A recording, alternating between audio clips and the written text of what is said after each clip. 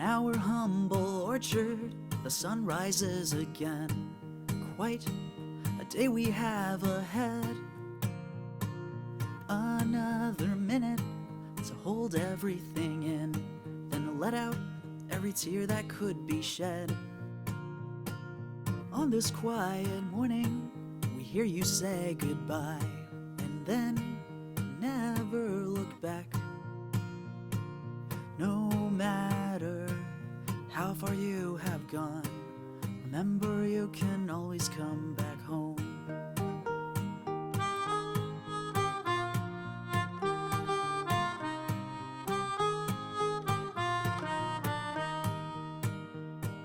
On our humble orchard, all in a day's work, another sunset will fall. Another moment where you're on my mind. I wonder, were you ever home at all? On this quiet evening, below two shooting stars, I wish I could tell you goodnight and say no matter how far you have gone, remember you can always come back home.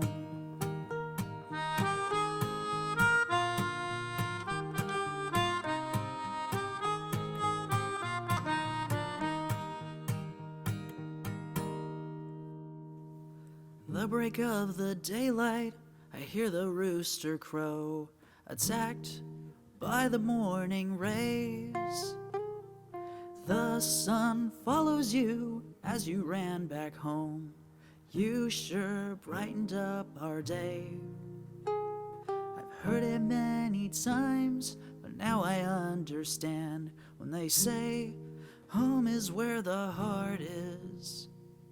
No matter how far the hardship sailed, there's always a way back ashore.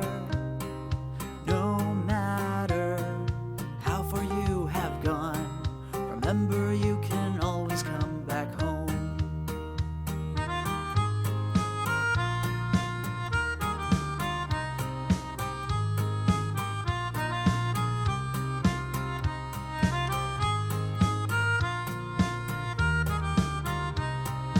Remember you can always come back home. Remember you can always come back home.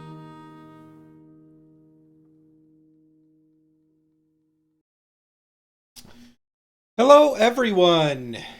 And remember, you can always come home. Right here to Winchester Wednesdays. So yes, another week has gone by and insane stuff has happened. So yes, first off, it's going to be sort of a short stream tonight. We're not going to have a gaming section, just going to do the reading.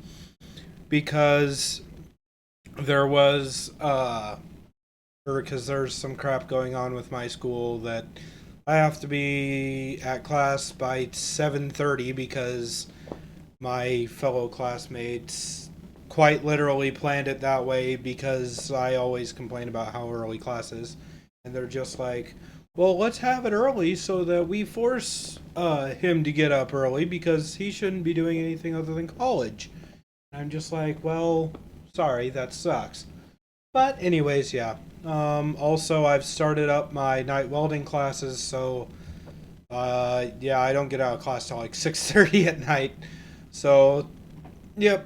But yeah, this should be the only instance of the 7:30 wake up on a Thursday. So yeah. But yeah, that's about what's going on with me.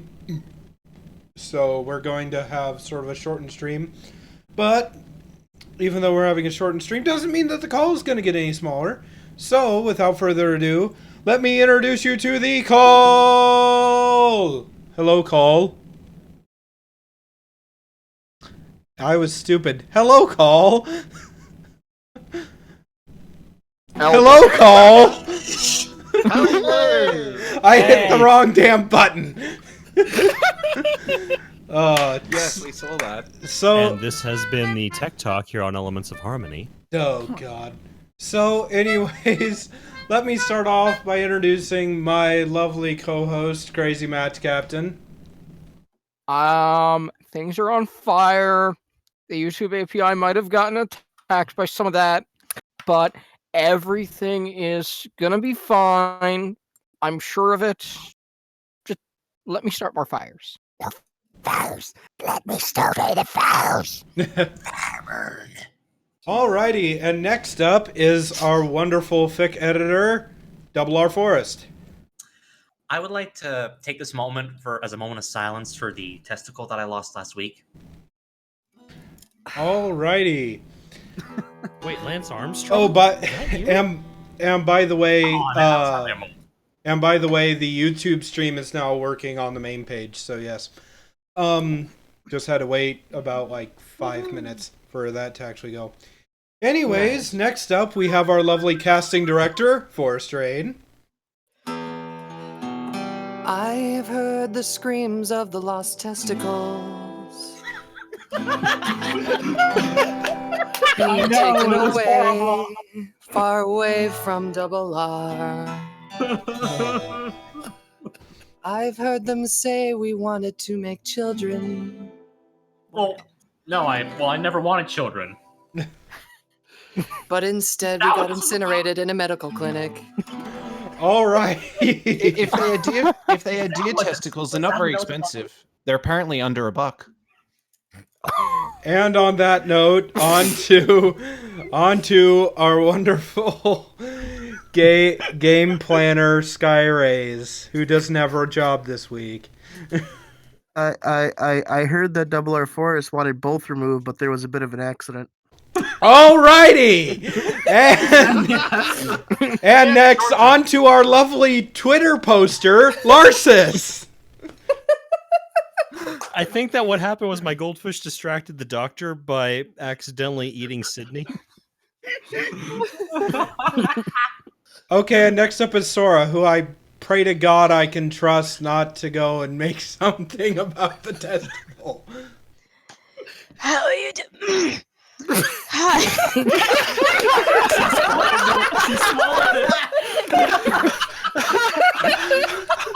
Oh no!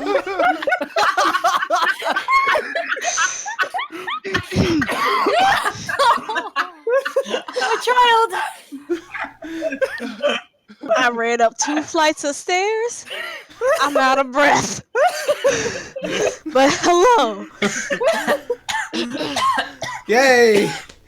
And now on to our lovely voice acting duo, Zeta and Rosie.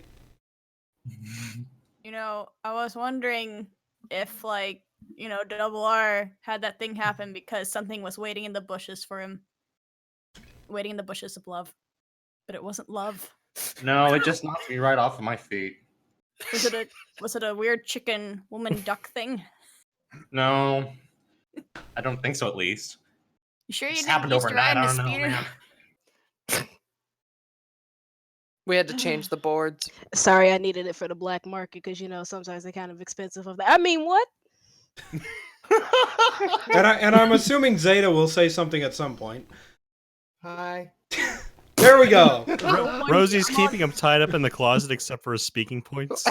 And last but not least, I know that stream doesn't reflect the size of this call, but last but not least, we have 2 new members to stream. So first off, welcome the person who did the intro song for tonight, Crusader.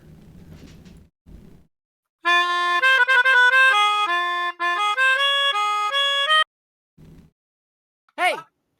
No. Hi everyone, I'm Crusader. I like ponies. Weirdo. God You're damn it. weird. And Face is weird. for our I lost other a testicle. and for our other new person, we have Misha. Contrary to popular belief, I am not Markiplier. I never quite thought that you were Markiplier for one. And this is such a large call that I forgot about Lycan. So we also have Lycan here, our wonderful Australian. This reminds me of that mishap at the Tickle Me Elmo factory with the blonde. She was frantically sewing it all together, but she misunderstood when they said, give it 2 test tickles.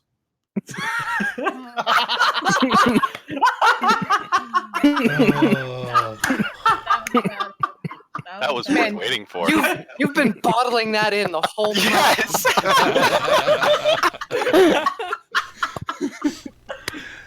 Glorious. So just for people that don't know, really quick here, Crusader, would you like to say a couple words about yourself, plug some things, etc., etc.? Oh, well, I am a fan musician, and I make music. That's what a musician is. Are you sure? Oh my god, I had no idea. And Spit out my beer. I'm glad we Yeah, have that I'm covered. happy to be on the show with all these fabulous bronies. You could check me out at YouTube at youtube.com/crusaderpony. That is youtube.com/crusaderpony. Woohoo! Yay, shameless self-promotion. And now one me. that popped in on the Friday stream. No, this is my first time on the show, actually. I know someone just popped in during the Friday gaming session. Nope. Wasn't Looks like we me. got ourselves a mystery on our hands. Maybe I'll crash the show one of these A days. mystery. Bum, bum, bum. And We Misha, playing would you like Pluto? to explain your backstory? I can a little bit. I am the best producer Philadelphia already ever had. I was the producer of the Philly Cast Phase 2 after the first one crashed and burned in a very significant fire. Did Resurrected from the Dead with a lot of help from, of course, Mulberry, since he was part of it, but Forest Drain, Decibel. We tried to get Cyril on a bit, but we got Cyril 2.0 instead, who you may also know as Starlight Ironhoof. And yeah, we would do like reviews of each episode and of course our own stuff. So been in it for a while. And I've actually been out of it for a little while. This is my return, I guess you could say, to a broadcast. Every once in a while, we would do Klopfix in Gilbert Gottfried's voice. It was great. It was beautiful. Oh my god. Why it was don't we do that absolutely here? beautiful. I was actually around for your last broadcast because I remember like Forrest was posting at places and I was just like, oh, I'll tune in, and then I was just like, oh, okay. And then I joined your TeamSpeak, but then I deleted TeamSpeak from my computer a little while later. Well, as it turns out, we have also moved on from TeamSpeak. Everybody's in Discord now, so Yeah. So those of us who kind of remain from the original Philly Cast crew, we're still kind of a core unit. We're very close friends, and so we still have like our thing going on, but we don't do anything when it comes to being on air anymore. Yeah. So what? Oh, I'm assuming. Okay, never mind. Oh, I'm getting distracted by chat because I Don't get distracted by chat. because I am tired. But Pay no attention to chat. Instead, get distracted by hat. Hat. It goes on your head. But my trademark hat Goes on the head?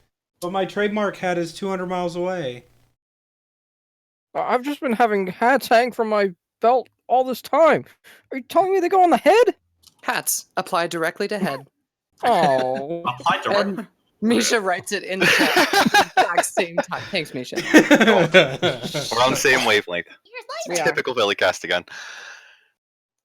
You know, with the number of people that are sick tonight, we should probably make up a batch of Panacea for them. I'm sick in the head. I don't think we have a cure for that Insane in one. the membrane? There is no cure. I'm ready to kill most of my classmates. Does that count as being sick? Ooh, can I help? Please! I could use I help. have to carry this burden for the rest of my life. Please, no more killing. It's bad.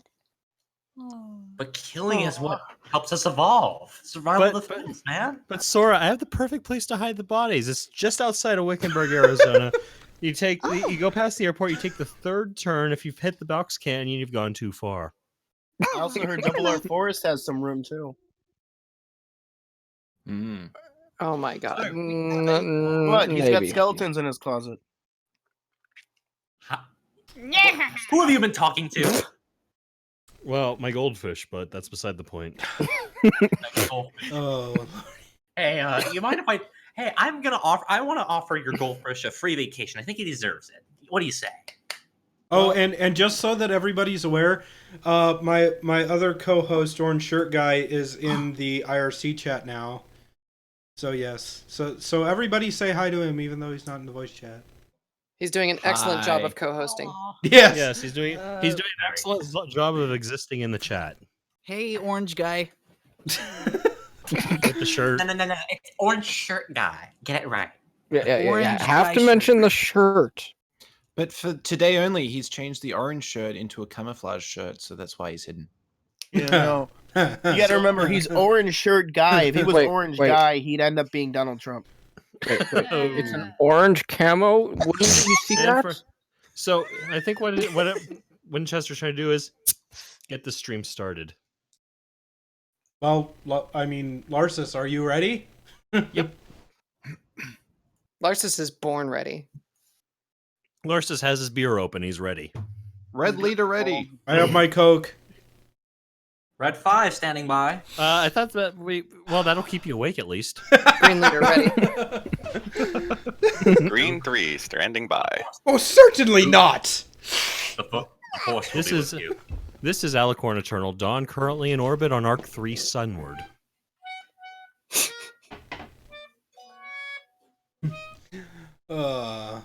Yes. Alrighty. Okay, Larsis, roll it. Excellent. So tonight we're going to be continuing fun with Changelings by Shakume. That's how I'm going to pronounce that name until someone tells me I'm wrong. I'll be your narrator, Larsis. Double R Force will be playing Octavia and Mrs. Cake. Rosie Posey will be Vinyl Scratch and Rarity. Winchester will be Lyra and the Executioner. Misha will be Royal Guard 1. Crusader will be Spike and Royal Guard 2. CMC will be playing Twilight Sparkle and Big Macintosh. Mare will be played by Zeta Pony. Princess Celestia will be played by Forest Rain, because of course she will, along with Applejack. Skyrays will be playing the Clear Commander. Lycan will be playing Pinkie Pie. And Sora will attempt to play Rainbow Dash and Fluttershy. Without dying. Without dying. So without further ado, this is Fun with Changelings by Shakume. And the next chapter is Demutatus. The sounds of running water filled the apartment. Wubsy dozed contently on the bed, and a spot of warm sunlight streaming in from the window as the apartment's other two occupants shared a shower a couple rooms away. Final, what are you doing?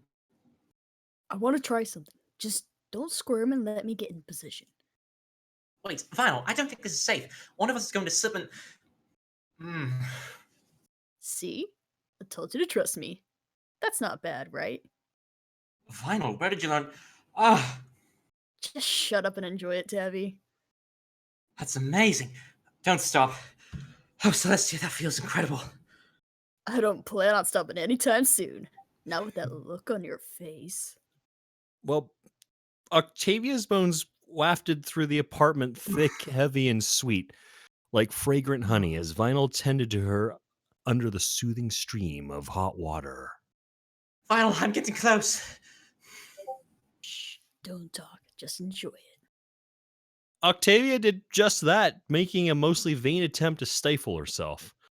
She looked to be on the verge of reaching her ecstasy when the two mares heard a loud knock on the door. Vinyl cursed softly at the interruption. They always seem to come calling when you're in the shower, don't they? I say we ignore them. Pretend we're not here. Octavia very reluctantly shook her head. And what if it's important? No, I think it would be better to answer it.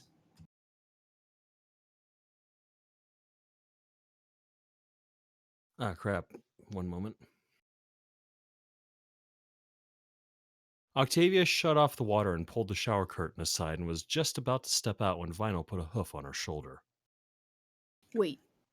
Let's think about this for a moment. When was the last time we answered the door to good news? Octavia shrugged off her hoof with a smile. Now, Vinyl, we can't exactly spend the rest of our lives refusing to answer the door. Vinyl gave her that trademark mischievous smirk. I never suggested that.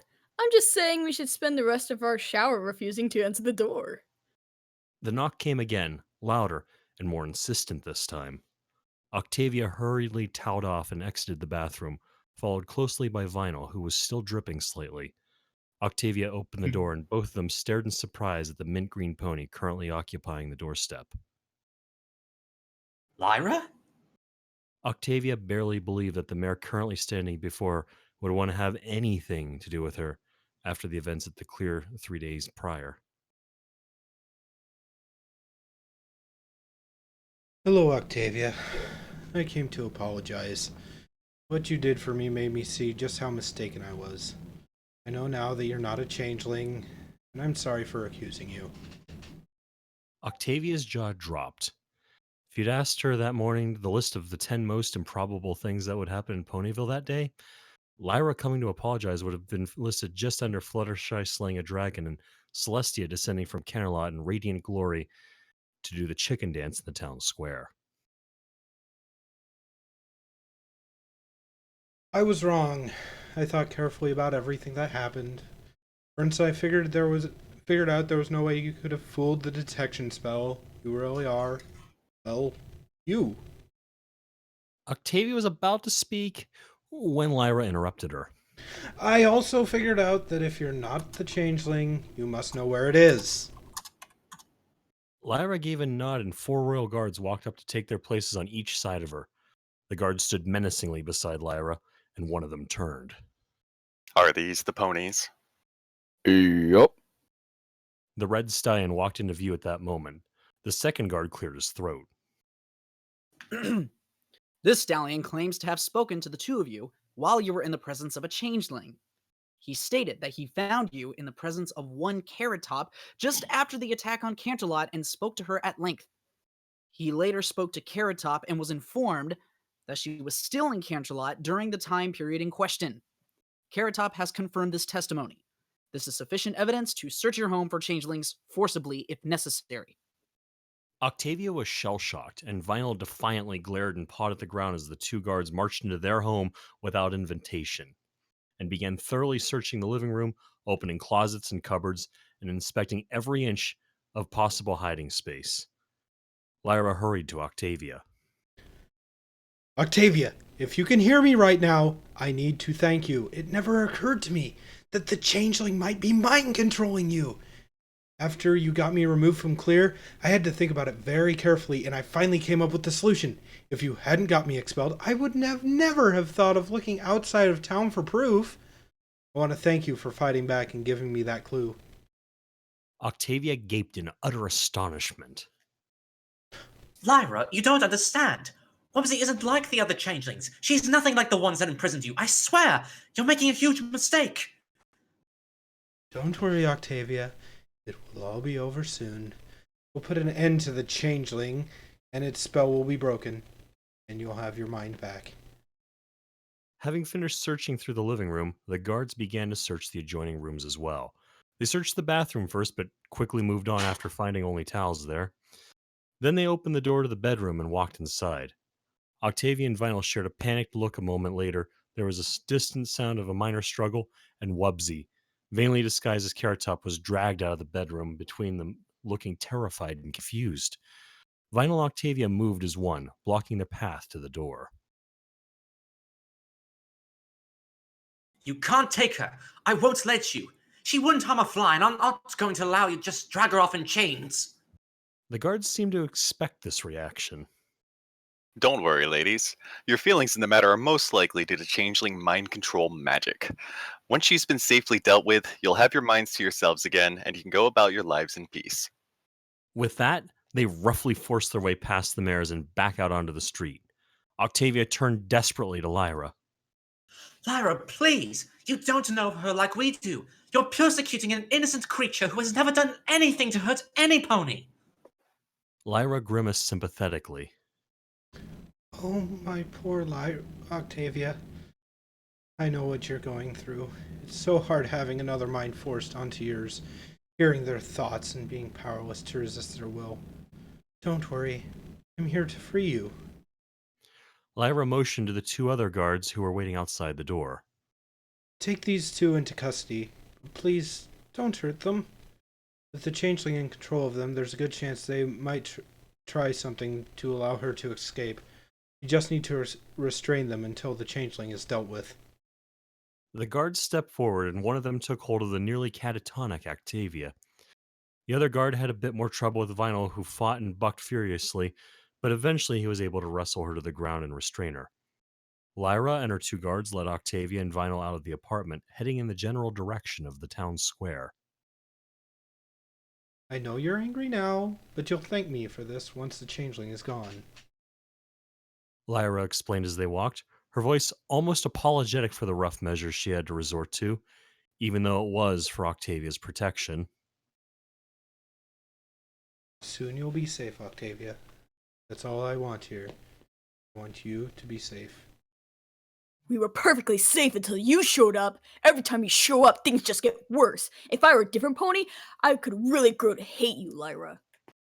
Lyra looked back to face the DJ, currently fighting to resist the magical energies around her hooves, the guards turning to face her as well. Final, that really hurts. Despite the friction we've had in the past, I know you make Octavia happy, and that's all I've ever wanted for her. I don't hold anything against you. In fact, I'm hoping that after this ugliness is over, we could become friends. Maybe once this is over, you'll see it was all for the...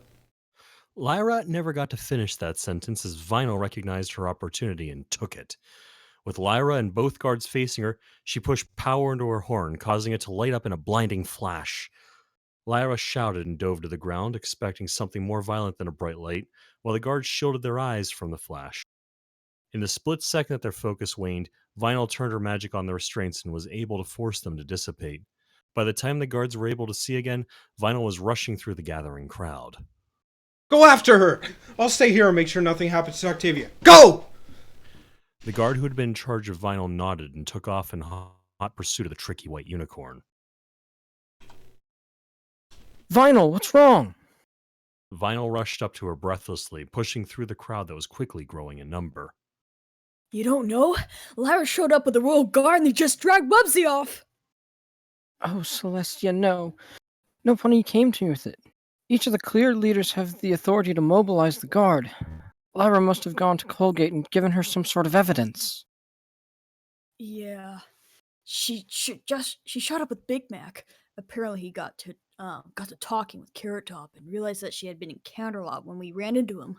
Whoopsie was using her as a disguise then. Twilight quickly processed this information. There's nothing we can do about that now. They know she's a changeling, and we can't change that. Where's Octavia? The guards have her in custody. They had me too, but I was able to make a break for it. I have one of them on my tail, so I don't have long. All right, get moving then. Try to keep them busy as long as possible. Vinyl agreed. What are you going to do? Twilight turned toward the library. I'm going to do the only thing I know that might help. I'm calling in reinforcements. With that, Twilight galloped off to the library. She threw the door open, screaming for Spike to join her as she rushed to a writing desk and produced parchment and quill. Spike bumbled down the stairs, rubbing his eyes sleepily. What is it, Twilight? Twilight fought back the tears as she dipped the quill in her inkwell. We need to send an urgent letter to Celestia. With that, she set the point of her quill to the parchment and began to write. Dear Princess Celestia, I write to you today to alert you to a matter of grave importance and urgency. Even as I write this letter, one of your most innocent and pure subjects is the target of a horrid injustice, and I fear is in danger of losing her life. Vinyl was marched into the town square by the guard, who had finally recovered her and re-implemented the magical shackles. She wouldn't be able to pull the same trick twice. They were expecting it now and would be ready. Vinyl felt a stab of fear as she saw Wubsy standing on the raised area in the middle of the crowd, likewise shackled and forced to stand there, enduring the withering scorn of the angry townsponies as they hurled their hurtful words at her. Octavia, having finally overcome the sheer shock, still looked distraught and panicked as Vinyl was guided alongside her. Tavi! I found Twilight. She's calling for reinforcements. I hope she hurries. The crowd is going crazy. There's whispers that they're going to execute Wubsy. Vinyl froze, a chill running along her spine. They wouldn't do that though, right? They wouldn't just kill her. I'm not so sure. There's a hefty dose of mob mentality here. Ponies are scared and they don't know what to do. Add to the fact that every pony just assumes she's a mindless and dangerous animal and it may come down to them deciding she needs to be destroyed. I tried to talk some sense into them, but they all think I'm under changeling mind control. A few of the clear leaders are all in City Hall right now discussing the situation with the mayor. I gotta say, Vinyl, it doesn't look good. Vinyl fidgeted nervously. Well, we gotta do something then. We'll stop them. We'll make sure they can't kill Wubsy. Octavia looked even more downtrodden. All right, I'm all for it, but how? Nothing we can say is going to come off as anything but changeling trickery, and the crowd is hardly in a listening mood as it is. If we push too far, they might decide that we...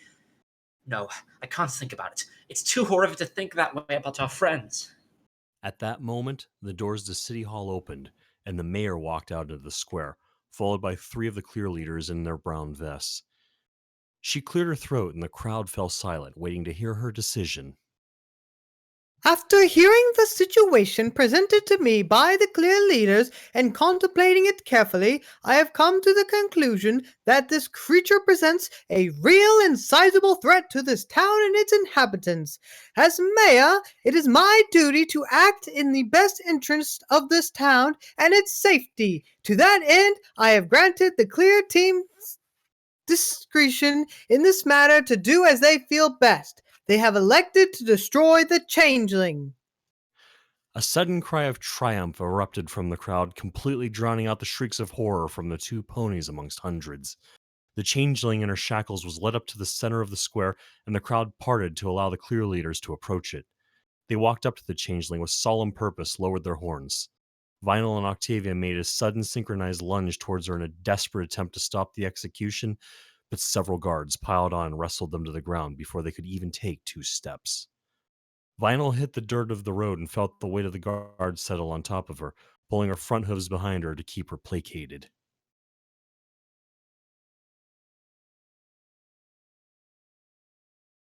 Don't worry, ma'am.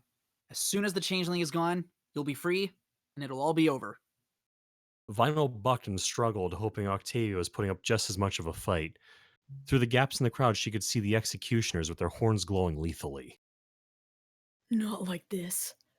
I can't just watch her die and be completely helpless to save her. Please don't let it end like this. Vinyl channeled what little power she had remaining after her earlier escape into her horn. Her magic was pathetically weak compared to that of the Royal Guard, but she refused to go down without trying everything possible to save her friend. Her horn sparked and glowed, and desperate tears fell and soaked into the dirt as she heard the lead executioner call over the crowd. Ready? Aim! Vinyl lifted her horn into the air and prepared to let loose with the strongest blast she could muster, knowing even as she did that it would be completely useless. Just before she was about to release her power, a thunderclap rolled across the square.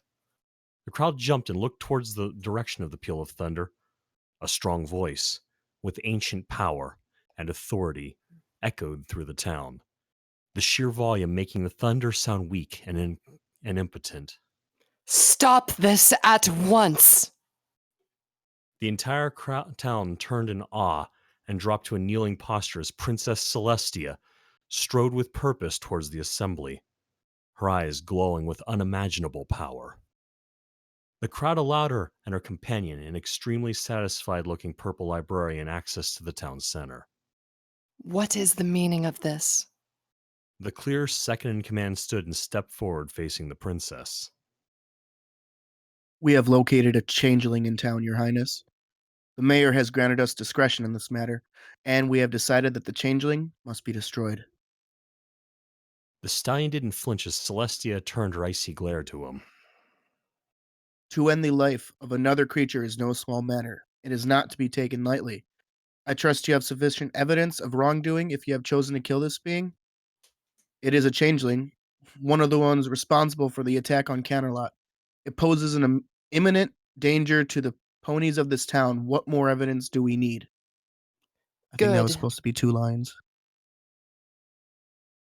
Yeah, probably. Good.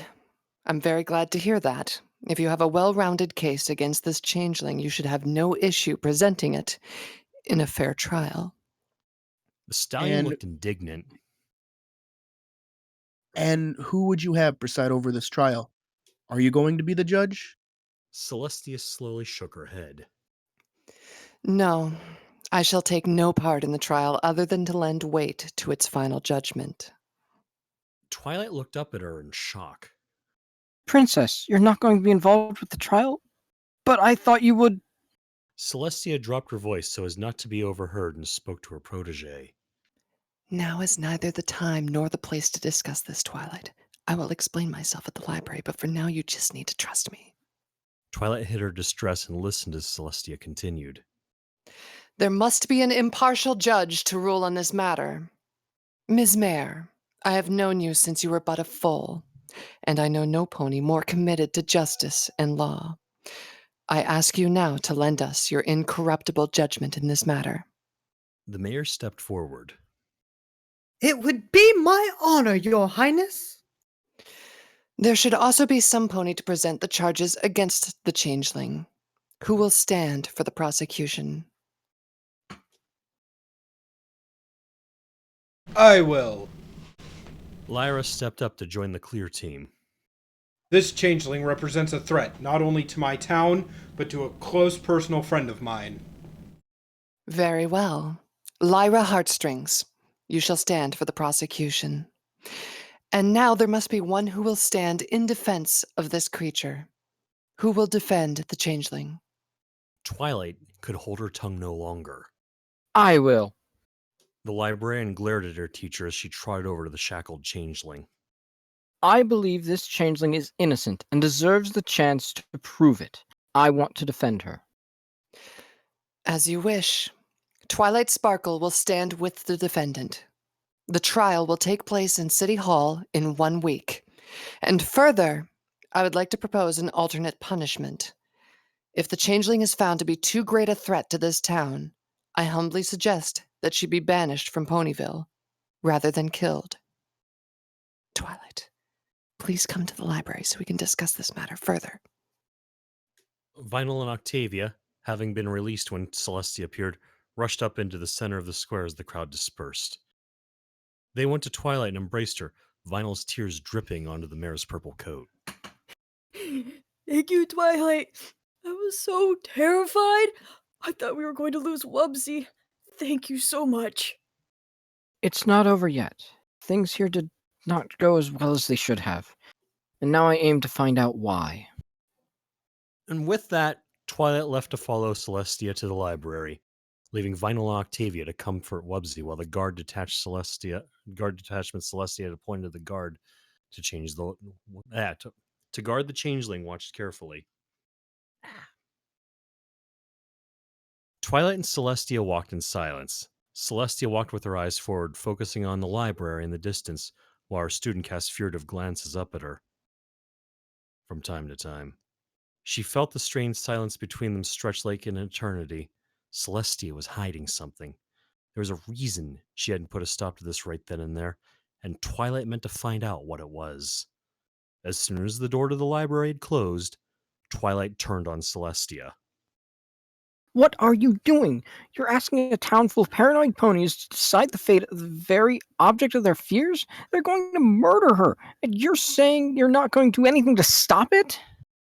Celestia stood firm, allowing Twilight's emotional tide of words to break upon her like waves on the rocks. I reached out to you because I thought you would help. I thought if anyone could see the innocence in Wubsy and come to defend her, it would be you. But no, you just blew it off like it wasn't worth your time. Twilight, let me explain. I should hope you'd explain. I thought you could trust you. I thought you would make things right. You're just postponing the inevitable. There's not a chance in Tartarus that they're going to allow her freedom, and you know it. Celestia took a breath.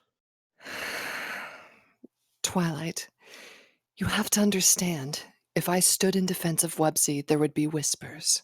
They would say the judge decided in her favor simply because it was I who defended her. Were I to judge, they would say I was biased towards my student. The only way this trial could possibly end well for Wubsy is if I had no hoof in it. But why have a trial at all? You don't trust me? I told you, Wubsy is harmless. Why couldn't you just take my word and free her? Celestia shook her head. They would never accept that outcome. They would grumble and bicker, and Wubsy would never be allowed to live her life. No, if Wubsy is to be truly free, the town must decide it for themselves. I have no right to force them to live with a changeling. The betrayal in Twilight's voice reached a crescendo as the tears ran freely down her face. But I don't understand. You were supposed to fix this. You were supposed to make it better. You need to know this, Twilight. There are some problems that cannot just be fixed so easily as that. Some problems need to be solved in the correct way, and I need you to trust me when I say this is the right way. I don't understand, Princess. I told you, she's harmless. She's innocent. Why would you even entertain the chance of them murdering her unless... Twilight broke off and stared at her mentor accusingly, struck by the impossible realization. Unless you don't believe me. Celestia reached out a hoof to her student, her face twisted in concern. She knew that she was making the right decision for the good of Ponyville, but that did little to solve the deep sense of loss she felt when her beloved pupil and protege took her choice as a personal betrayal. She couldn't bear to meet the hurt and angry gaze of her grandest student, lest she see how much pain the young unicorn was in. Twilight, that's not it. You have to realize that... No, I don't want to hear it. You still think she's a monster, so you're washing your hooves of it. Let the town decide to kill her so you don't get any of that icky blood on your conscience. You're cropping out and letting them make the decision for you. A tiny look of guilt flashed across Celestia's face for a moment. Then it was hidden by thousands of years of composure. I do trust you, Twilight. You are my most faithful student. I believe every word you said to me, but I have to consider the possibility that there is something else occurring here. I trust you, Twilight, but changelings can deceive even the cleverest of ponies. I can't afford to trust her. The look of utter disbelief had taken up residence on Twilight's features. She gaped open-mouthed as though Celestia had just told her the Earth rotated around the sun, or something equally preposterous. So it's true. You still think she's a monster. Celestia rose and approached the purple mare. Twilight, I would never abandon you, but I have to think of my subjects. If this thing has fooled you, it really is dangerous, and I can't afford to take chances. You need to understand that this is the right way to do this. She extended her wing to embrace her student, but Twilight slapped it away. Twilight forced all the pain and agony she was feeling to congeal and harden into determined rage. No, I don't. I think you're wrong. You should have never abandoned her like that. Abandoned me like that. I'm going to defend her, and I'm going to do it without your help because that is the right way. I'm going to stand beside her because she's innocent and because she's my friend. Now, if you'll excuse me, I have a defense to prepare. Although Celestia was expecting this answer, hearing it drove a dagger into her heart. She nodded and made for the door. Defend her well, Twilight. You have a gift for swaying ponies' hearts and minds with the truth. Use it to your full advantage. And with that, she left Twilight to her preparations. Twilight sat in the candlelight feeling utterly and completely alone. Ever since she was a filly, she had always been able to lean on Celestia. She just assumed that whatever was wrong with her life, Celestia would be there to save her if it got out of hoof. But now, her bastion of safety had abandoned her and turned her back. She needed the pony she knew would stand with her no matter what the circumstances. She needed her friends. Luckily, she knew exactly where they would be at this moment. Twilight went to her writing desk and made a vain attempt to order her thoughts and marshal her arguments for Wubsy's defense. Her thoughts swirled and fought with each other, and after several minutes holding her quill poised expectantly over her parchment, she was glad to hear the knock she was expecting at the door. The librarian replaced her quill, finding, as she knew she would, her friends gathered on her doorstep looking worried. Twilight was the one to voice the question on every pony's mind. Twilight, what is going on? What was that scene in the town square about? Twilight took a deep breath, exhaling slowly. She knew she would eventually have to explain this to her friends, but she'd hoped the circumstances would have been a little different. As you all know, there has been a changeling discovered in town. What you don't know is that I was aware of it all along. This caused something of an outcry as every pony in the doorway all assaulted her with questions at once. Twilight allowed the barrage to peter out before speaking again. If you would all please come inside, I'll try to explain exactly what has been going on. The 5 ponies tumbled inside and found a place on the floor to sit as Twilight closed the door and turned to address them. She recounted the tale of Wubsy's arrival, from the point where Vinyl and Octavia had brought the changeling to her, all the way through her quarrel with Celestia, trying as hard as she could to convey Wubsy's innocence and her own motivations for helping conceal the creature from the rest of the town. When she finally stopped speaking with a sigh, 5 shocked pairs of eyes stared at her in disbelief. Once again, Rarity spoke, trying to be as tactful as possible given the situation. Excuse me, Twilight, but can you be absolutely sure that this changeling hasn't taken control of your mind? You helped us fight them. You know what they are capable of. It seems so unlike you that you would harbor one of those beasts. She is not a beast. Twilight's snap caused the 5 other ponies to look at each other in concerned surprise. Twilight took a deep breath and tried to regain her composure.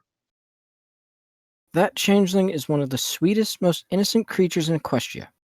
I admit that I was skeptical myself at first, but having spent a little time with her, I realized that she doesn't mean any pony harm. She's just lost and confused and trying to make a place for herself. We were there in Canterlot. We know the truth about changelings. They can't just take control of a pony's mind.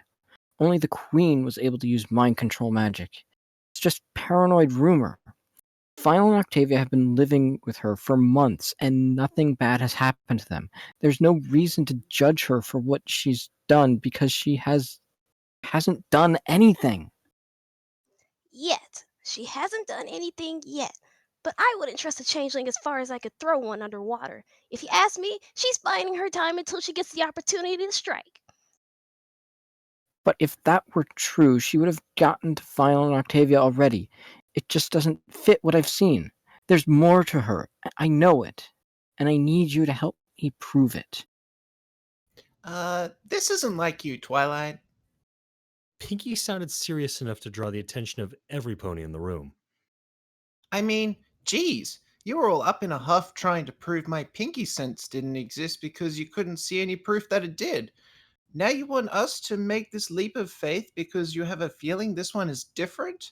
Do you even know how silly that sounds? This was met with a collective uncomfortable shuffling from the 4 other mares sitting around the library. Twilight took the hint. You all think I'm insane for trusting a changeling, and you don't want to help. Fluttershy was quick to object. Oh no, I wouldn't say insane. Well, maybe just a little bit.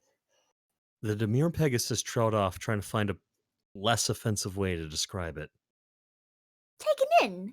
It's not that we don't believe you, darling. It's just that the changes are notoriously deceptive and you do have a slight tendency to become obsessed with new ideas and proclivity towards, Going nuts? Rainbow Dash! That is not the way to speak to your friends. Yeah, she may have gotten carried away a few times, like when she missed that letter to Celestia, but I would hardly say that she went nuts. Applejack cleared her throat, politely. Don't take this the wrong way, Sugar Cube, but mind controlling the entire town into fighting over her ratty old doll cause her homework slate is more being just a bit carried away. Twilight gave an exaggerated twitch of her ears. I can't believe you. Don't you remember what happened when you were all convinced Sakura was an evil witch, or when no pony would believe me when I said Nightmare Noon was returning? For the love of Luna, remember the wedding in Canterlot? I told you there was something wrong with Cadence, and you all told me I was just being crazy and jealous. Then it turned out I was right. This happens every time I ask you to help me. Now, Twilight, that ain't hardly fair. Applejack walked up to the irate unicorn and put a friendly hoof on her shoulder. I know we might not always agree with you, but... Twilight shrugged Applejack's hoof off with an angry snarl.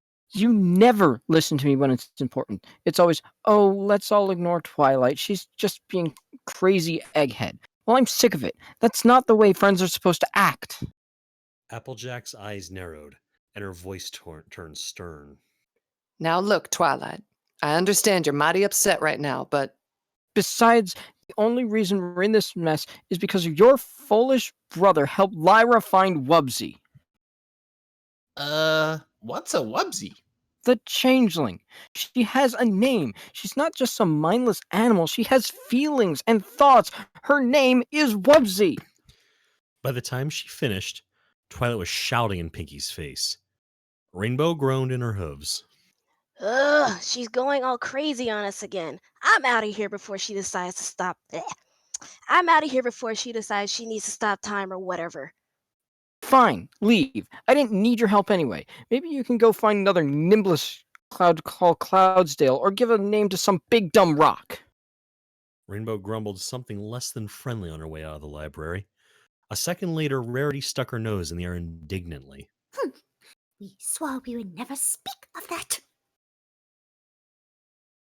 Rarity out the door with an offended huff. Applejack and Pinkie Pie shared a look and followed her out. Only Fluttershy remained behind. The soft-spoken mare approached Twilight and stood just behind her, trying to think of something to say.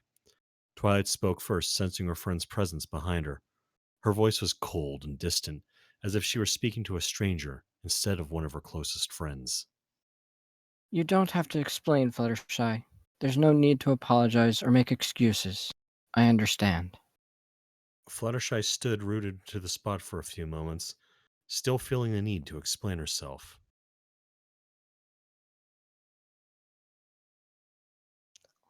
They're just so terrifying.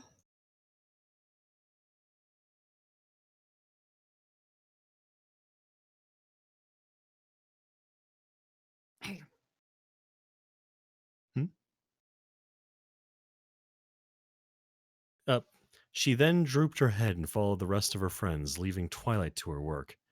Twilight stayed stock still, the only signs of life being the furious scratching of her quill on the parchment as it moved at her telekinetic command. She stayed there writing long into the night, her progress hampered by her frequent need to go back and rewrite certain parts when her falling tears smudged the ink. Miss Cake was behind the counter at Sugar Cube Corner, cleaning up and getting ready to close up shop. She had heard about the drama going on in the town square and decided it was none of her business, so she stayed behind to tend the bakery while Pinky had gone to investigate. She was just about to lock the door when it banged open, causing her to jump in surprise.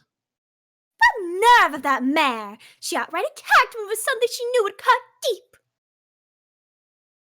Rarity noticed a startled Mrs. Cake looking confused behind the counter and softened her tone, becoming the picture of sophistication with practice ease. So sorry about the abrupt intrusion, darling. Could I trouble you for some scones and tea? If it wouldn't be too much of a bother. Of course, dearie. It's no imposition. Just give me some time to put the kettle on. And the baker disappeared into the kitchen to prepare refreshments for unexpected guests. Applejack and the rest of her friends came into the bakery. I hate to say it, but I think you're right, Rarity. Twilight was acting mighty rude. I can understand stress and all, but that ain't no reason to go off on her friends. Not to mention insulting my kin. We're standing by for 1 second.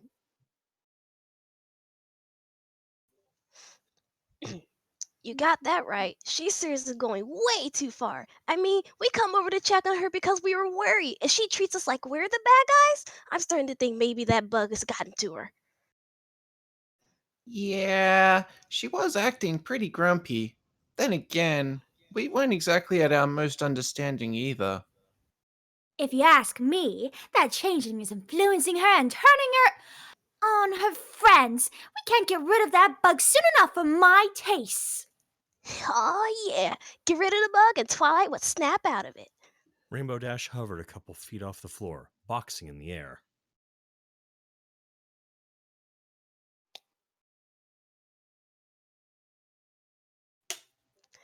Heck, leave me alone with her for 5 minutes. I'll take care of the problem myself.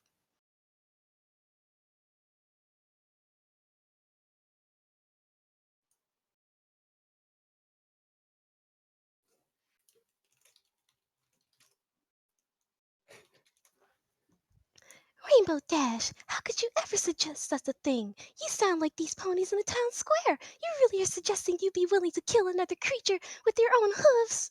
Hey, relax, Shy. I didn't mean it. Not really. I'm just trying. Oh boy. I'm not the type who goes in for that kind of thing. Fluttershy glared at her. This isn't just about that, Dash. The fact that you've even suggested taking a life is bad enough. But we turned our backs on her. We turned our backs on her just now. Twilight is our friend, and she's under a lot of pressure right now. How could we just walk away like that? How could I? Fluttershy trailed off, her eyes beginning to fill with tears as she began to realize the implications of her act. Oh my goodness, Fluttershy, you're absolutely right.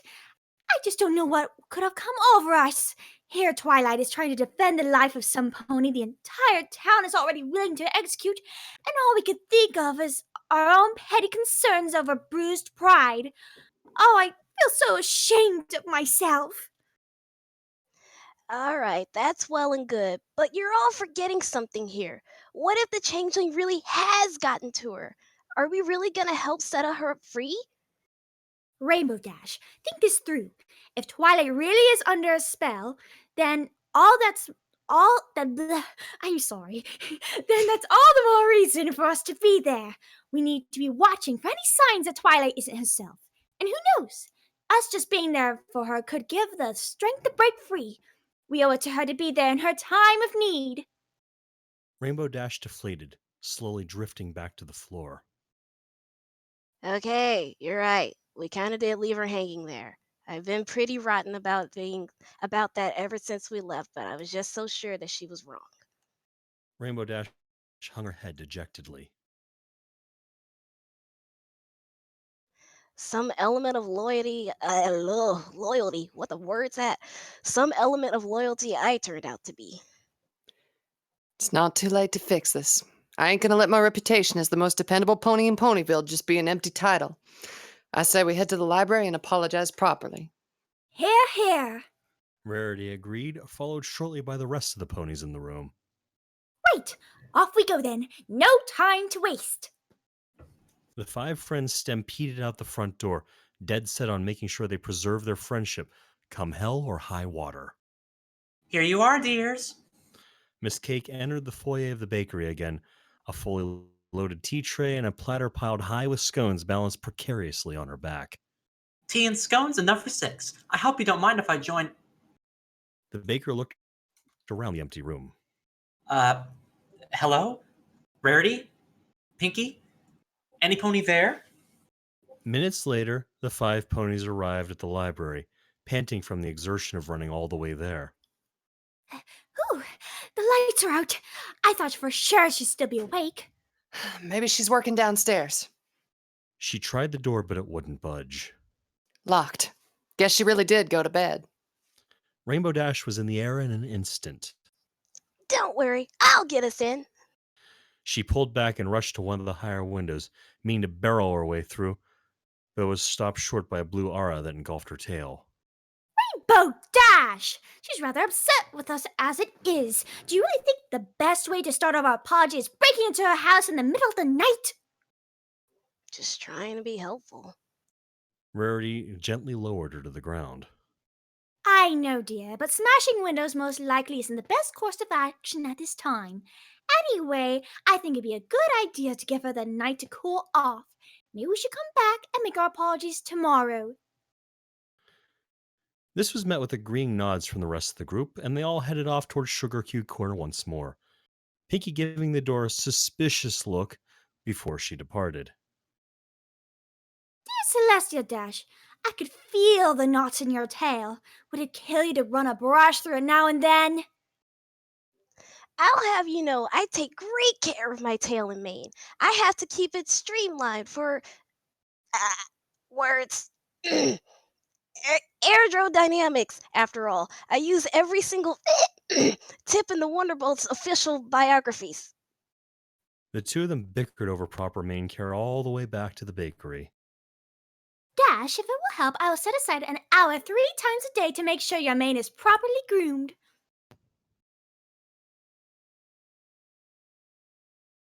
No chance. If you think for an instant I'm going to let my schedule revolve around your priming, you've got another thing coming. Well, here we are. Swell, home sweet home. Thanks for walking me back, girls. For Luna's sake, Dash, are you really that opposed to looking decent? Applejack hugged her friend goodnight. No problem, Sugar Cube. We'll meet up here tomorrow and head over to see Twilight together, all right?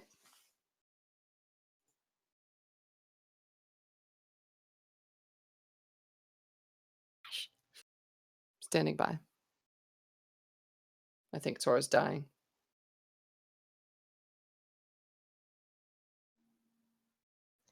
I look just fine. Just because I'm not all done up in ribbons and frou-frou perfumes doesn't mean I'm some homeless slob.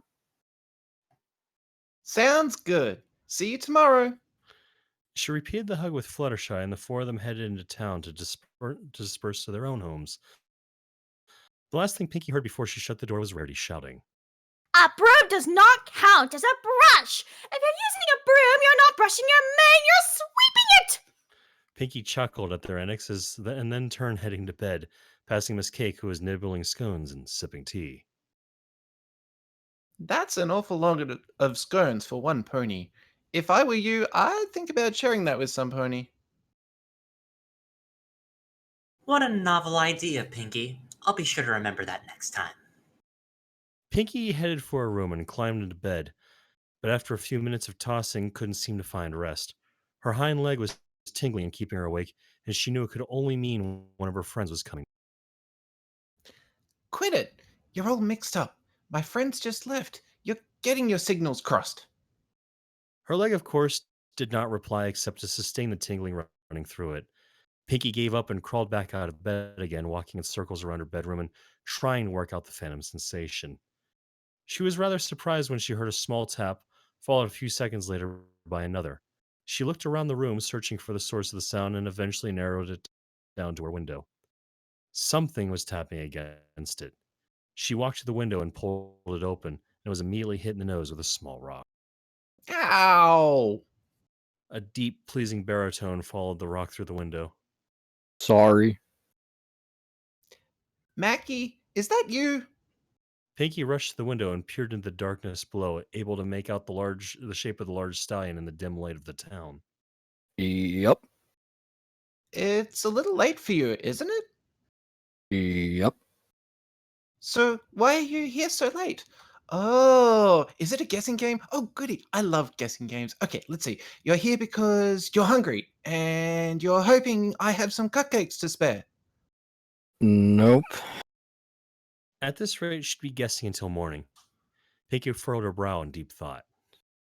All right. Then you've been thinking about Wubsy, and you realize that the town is overreacting and doesn't really have any proof that Wubsy is bad, so you feel guilty about your part in getting her captured. So now you want to break her out of jail, and you came to me because you need my help, and I'm the only pony crazy enough to help you. Big Mac looked up at her in a dumbfounded shock. Yup.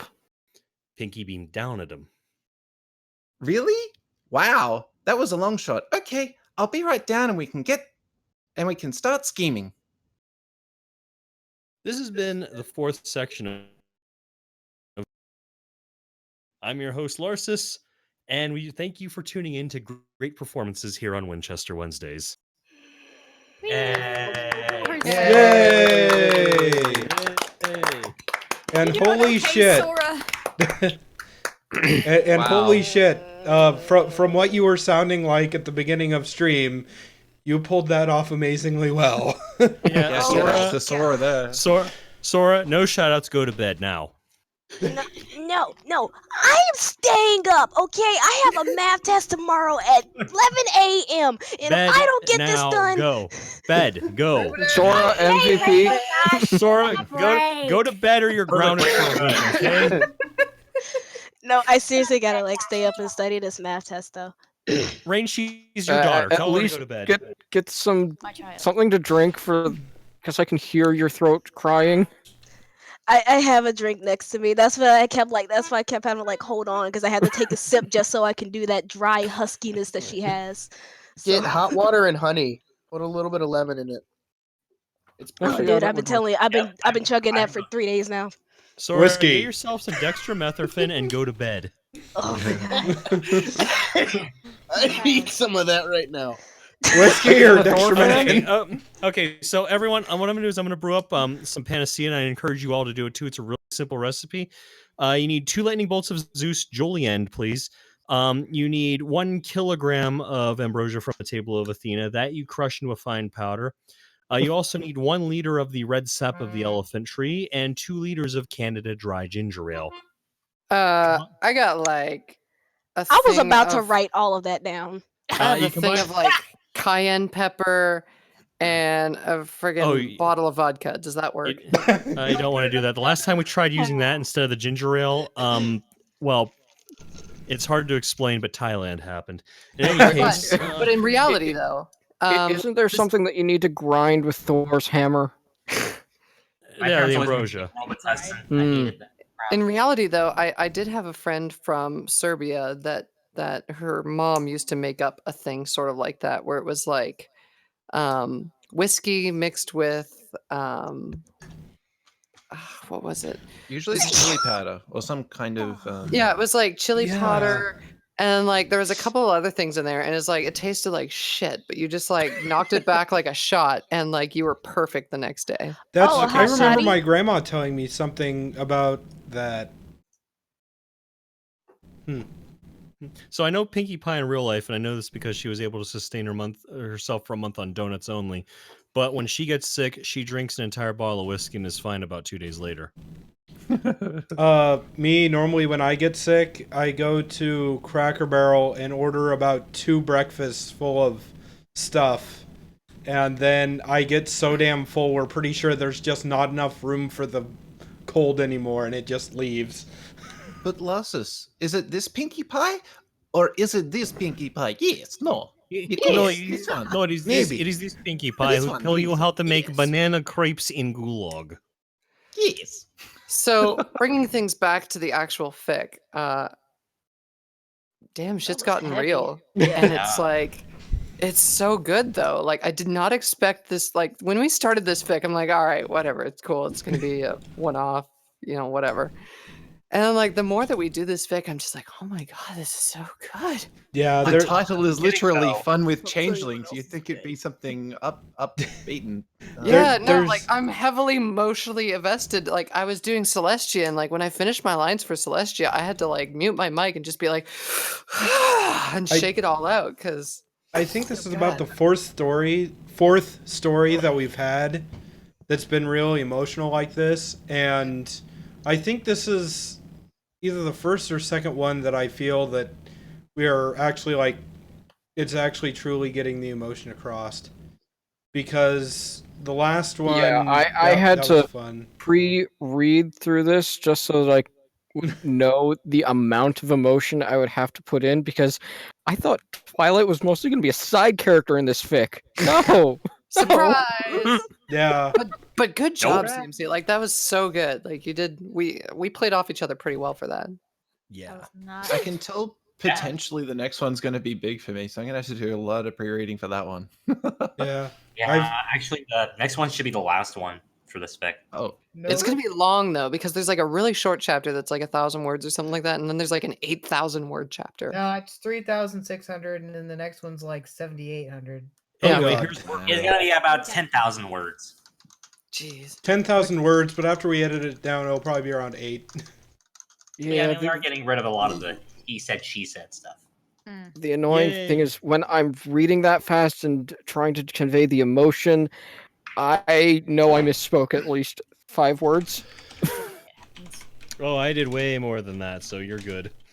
It's hard to keep Rarity's composure and like, just like read lines or like somebody else is reading lines and I'm like cracking up, but I'm like trying to keep my composure. I'm like, I gotta be Rarity. I gotta be Rarity. I gotta be graceful. And oh god, I'm gonna laugh. There were so many Rarity lines this time. I was not expecting. If right near the end there when the Pinky says, and I'm the only crazy person to be able to pull it off. I was about to laugh, but then I had to just stop myself so I could do the Big Mac line. I think if I knew that sentence would be that long, I probably can do it in one single breath. So people were talking about like pre-reading and stuff like that, and I was talking about this to Misha earlier on tonight. And Misha was like, "Yeah, I read the whole thing," and blah blah blah. And I'm like, "That's awesome. I don't even read the whole thing. Like, I cast it, but I don't read it. I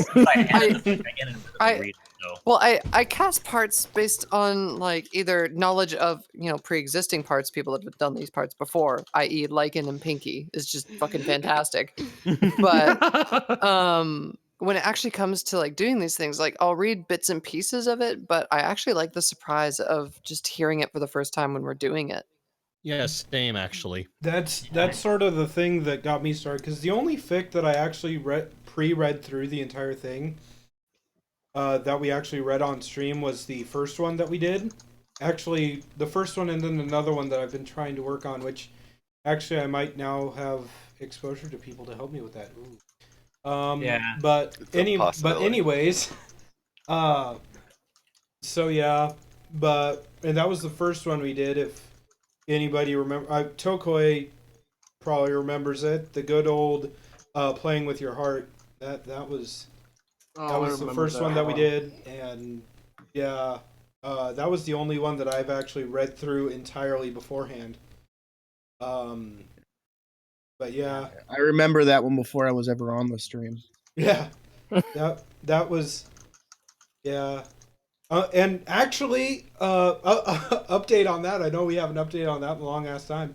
But actually, the second to last chapter is being worked on according to the author as of like a week ago. So yeah. So yeah, but So hopefully we'll see that sometime soon, so we can finish it out. yeah, finish it out. Oh, with an God. entirely different crew. Well, almost entirely different crew, because CMC, you're still here. Yeah, entirely where would you be different without me now? crew, and also you guys. I'm really considering keeping up with how we did it before and doing it the old way, where we didn't edit it at all, and we just literally read the story, but used Everything would be colored. But I'd be out of a job. No, we still need people to highlight character read. Yeah, highlight and bold every line. Yeah. So it's that every God. character has its own color. Okay. Sora elected for best knees. So we'd now have to call it a forest rainbow fic with all the colors and highlighting them. I will kill you all. If you want to see some of the old readings, I still have them in my Google Docs. I can show you how we used to do them. Better yet, Double forest rainbow fic. Better yet, it was really fun because we used to have two colorblind people reading, and oh yeah. And no, I'm vetoing this right now. And now we only have one Winchester. colorblind person. Winchester, I'm just picturing the thoughts in Forrest's head right now, and they are bloody and full of fiery rage. I don't want to be a part of the killing. But this here's applies to both forests. But Forest Rain, would that mean that you would come here to go and carry out your abusive actions? No, you won't see me. I'll be 3 miles away, and I will take you out. Okay, never mind then. I was gonna say, now I was gonna say if it meant that you would come here and like beat me over the head with an airplane propeller, then I mean that was for something different. No, I'm thinking of something that includes the words laser and guided in the title. Why not wire guided, huh? What's wrong with wire guided? Lassus, Yes? I just have this That's image where I of come Forest.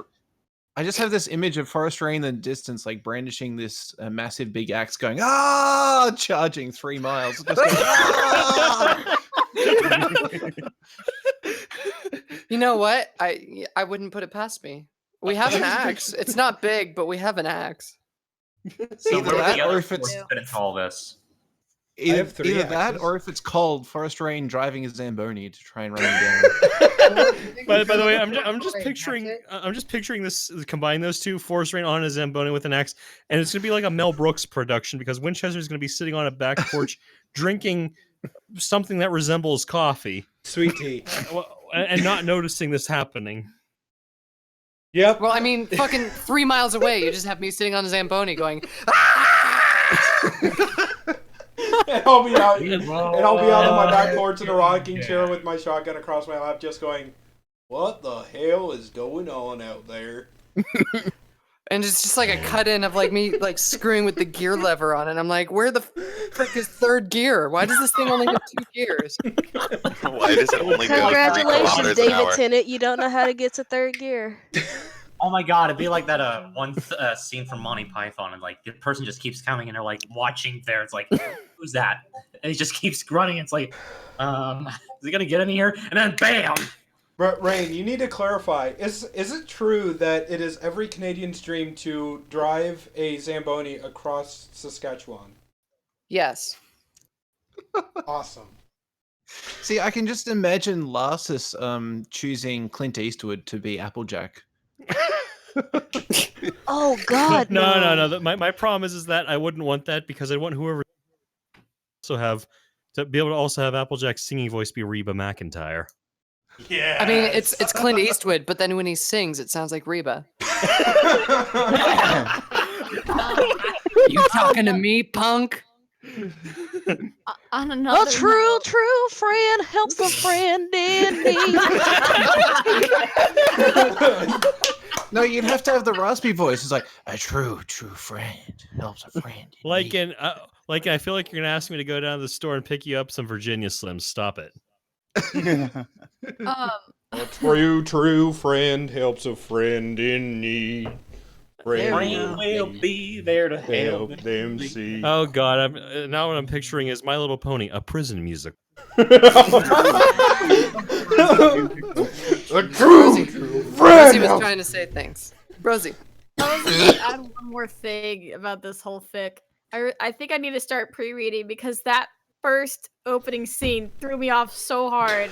Oh, it threw a lot of people off.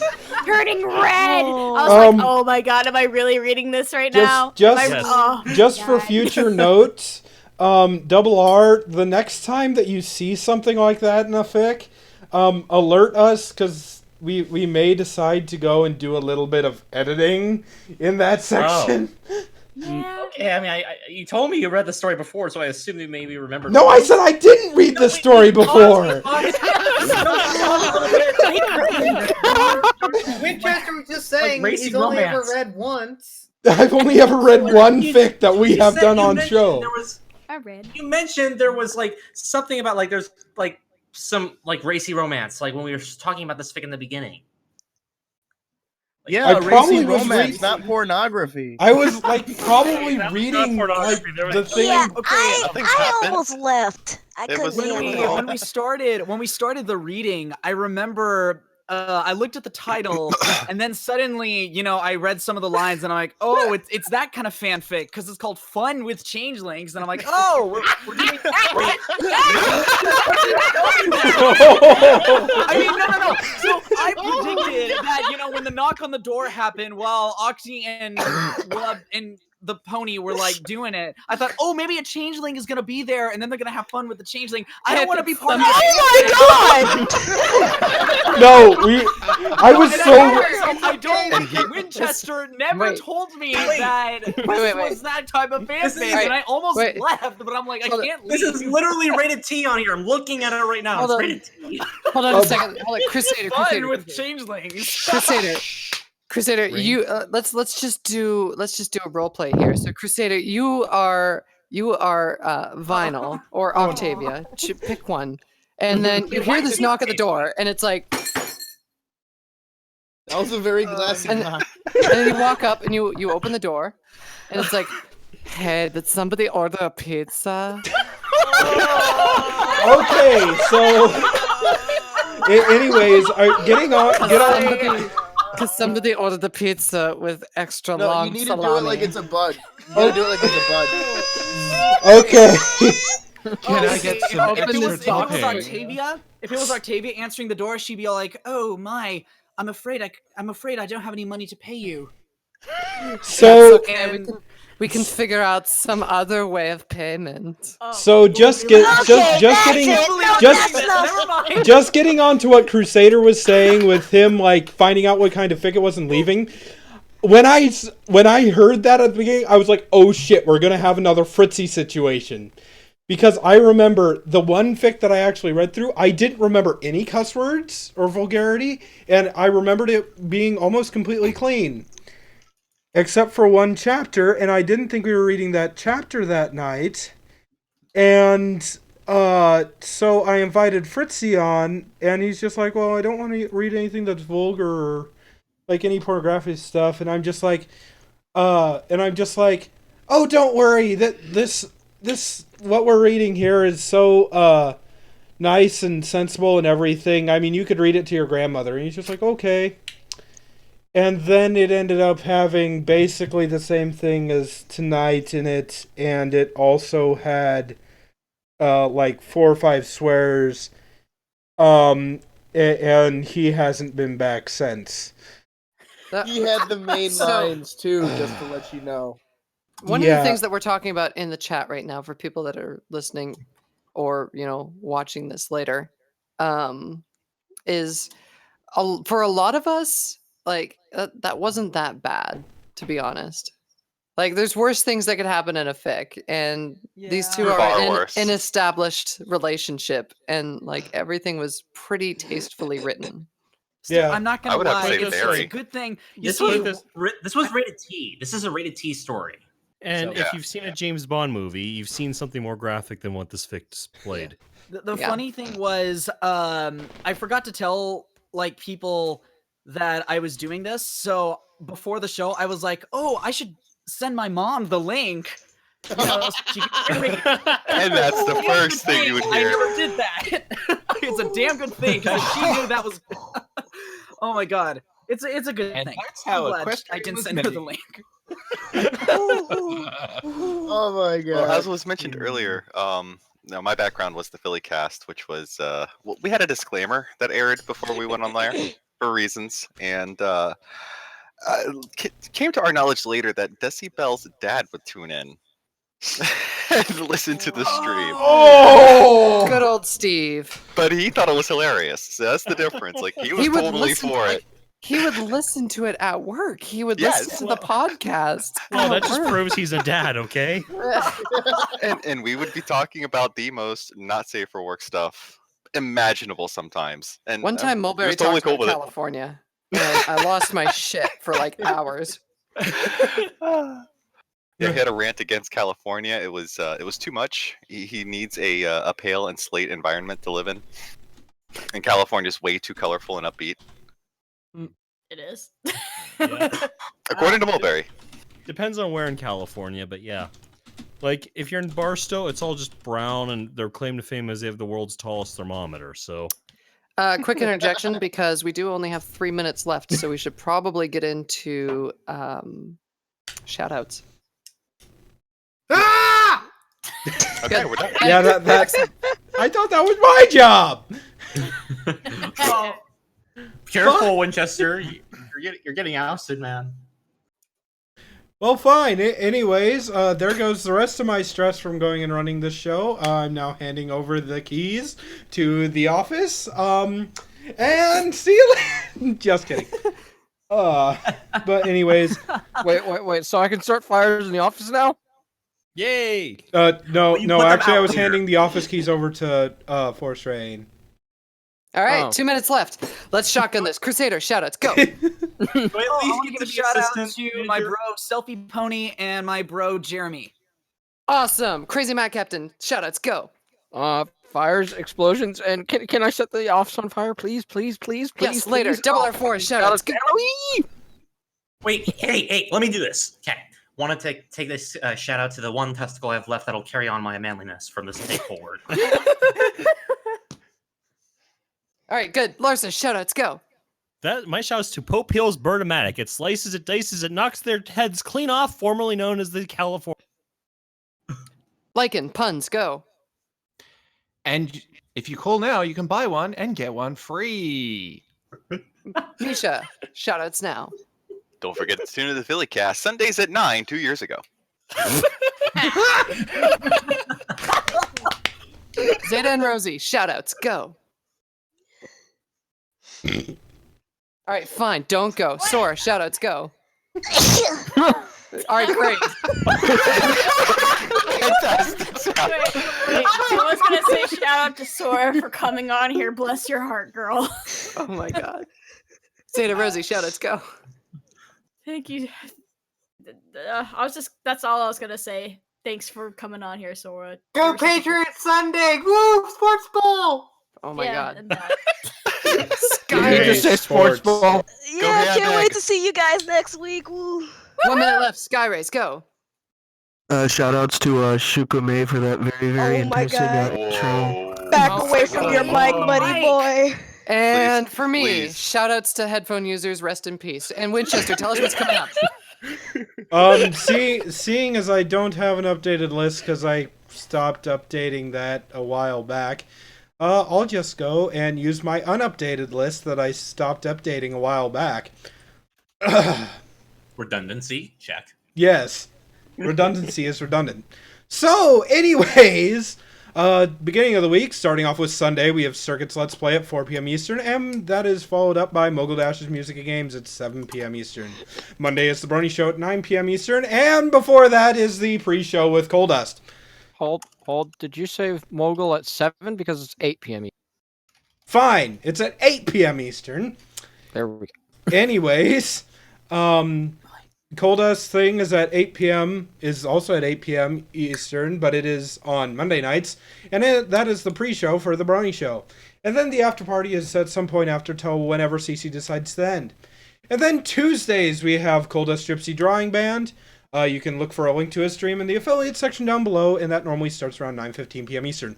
Winchester Wednesdays, which you are watching right now, we started at 9:30 p.m. Eastern. We do fan fiction readings, and normally we do games, but tonight, because my classmates are assholes, we didn't. Friday, we have the Rome RPG stream at 7 p.m. Eastern, and then Saturday, we have Saturday morning cartoons, and then join in for Creatures Gaming Meltdown at 8 p.m. Eastern. CMC, is there anything I've missed? I think Silent was planning to do a movie stream on the Thursday slot. I don't really know. Okay, so Silent Blast may be doing hasn't been fully fleshed out to my understanding. Silent may be doing a movie stream on Thursday nights, so yeah, go check that out if that's a thing. Also, Sora does streams every once in a while. Go watch her streams because they're fun. Aw, thank you. I'm sorry that I didn't shout out your one with Lee. Like at the time that we had streamed before, I didn't have like full confirmation on time, so I didn't feel Oh like. no, it's okay because we didn't get it together till like last minute. It's kind of he Yeah. has some stuff to do. Sound checks are magic. Oh my God, Alrighty. yeah, Larsis was there. So with that, I wish everybody the absolute best. Thank you all for showing up. And yes, everybody say goodbye. Thank you and good night. Good.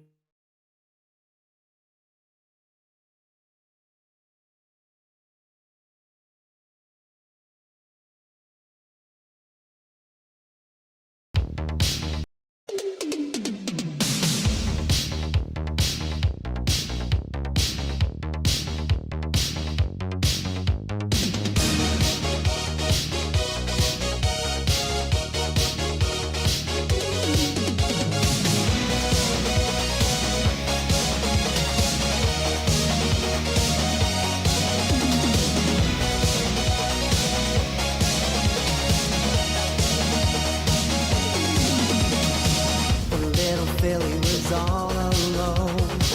She felt the wind and she longed to follow.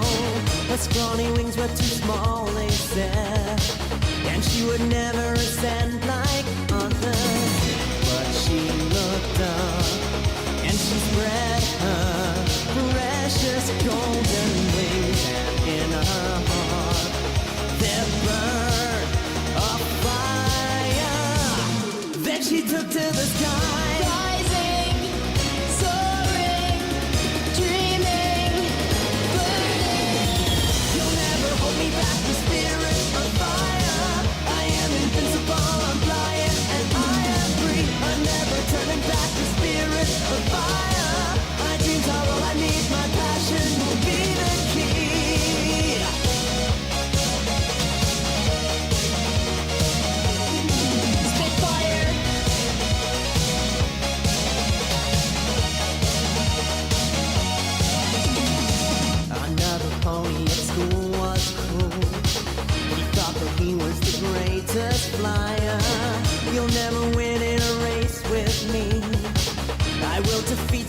try and see.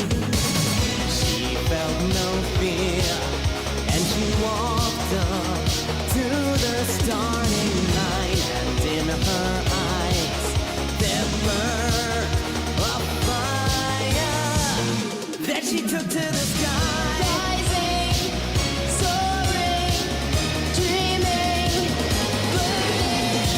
You'll never hold me back, the spirit of fire. I am invincible, I'm flying, and I am free. I'm never turning back, the spirit of fire. My dreams are all I need, my passion will be the key.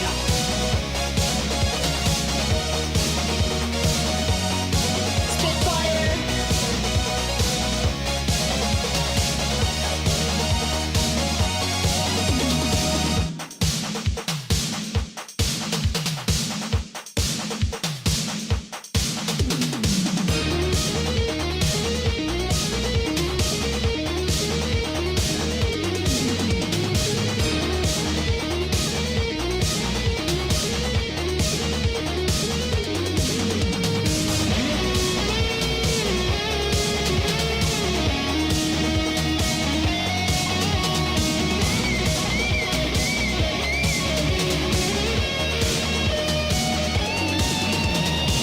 You'll never hold me back, the spirit of fire. I am invincible, I'm flying, and I am free. I'm never turning back, the spirit of fire. My dreams are all I need, my passion will be the key.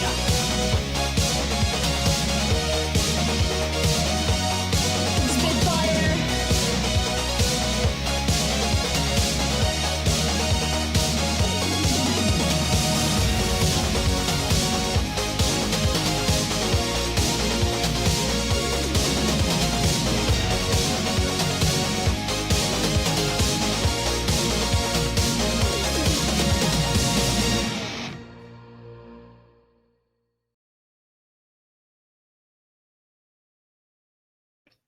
There's the one I'd that's like the to one that I go and thank suggest. everybody for showing up tonight. It's been absolutely great. This is Winchester 572 going 10-7. I'm out. Bye-bye. Oh, and also thanks to Larsis for getting me these, or for showing me where to get these ear pads for my headphones so I can wear them all throughout the stream. Goodbye. They are nice.